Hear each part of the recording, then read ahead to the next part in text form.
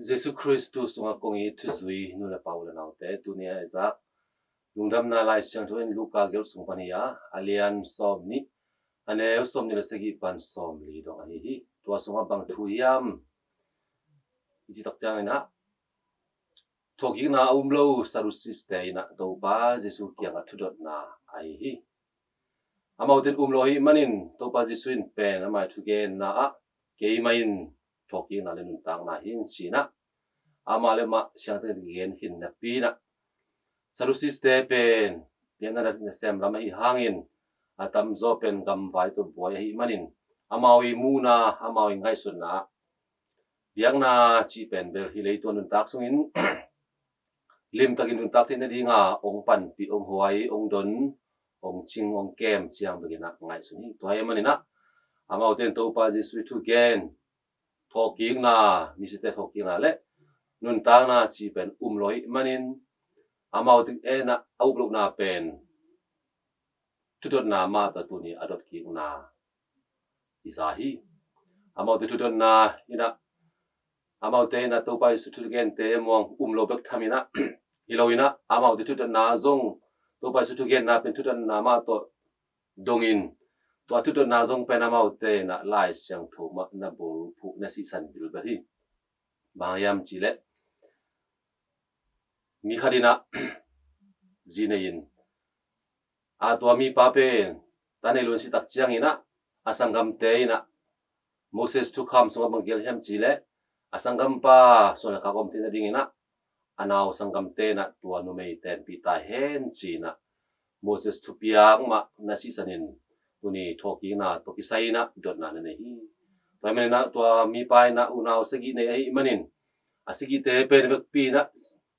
tanei loin so na khang ni lo si tak chiang in atom na tak chiang in tua no me nu dong si hi to ai manina mi si te thoki na ni chiang ina tua nu mei nu pen kwa i zi hi ding yam china about te na buai na to na dong bil ba hi hilai mona to ba ji sun bang dong ki hiam chi le thoki na hun tak chiang ina to pa ba sia mi te khe to pen anung ta hilai tu nun tang na bang hinon loina ban tung mi te nun tang na bang hita ding hi toy manina hilai tu mi te hi le pen bel tu ni na kipi ki teng in om hi ayang na thoki na hun tak chiang ina kipi na ki te na te om no login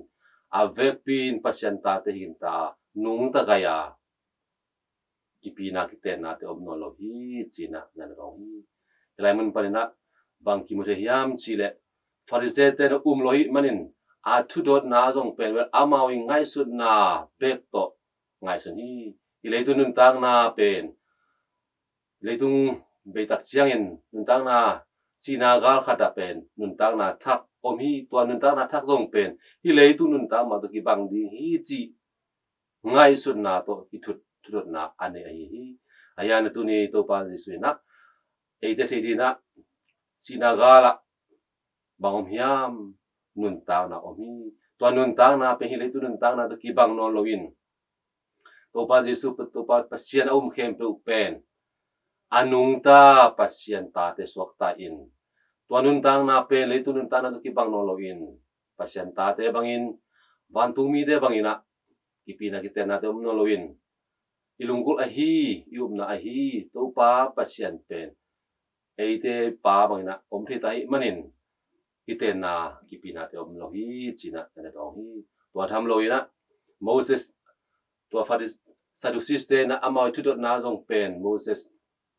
si sanina Moses thu kham te si san again na bang to pa ji sun jong Moses ma na gen kikin Moses in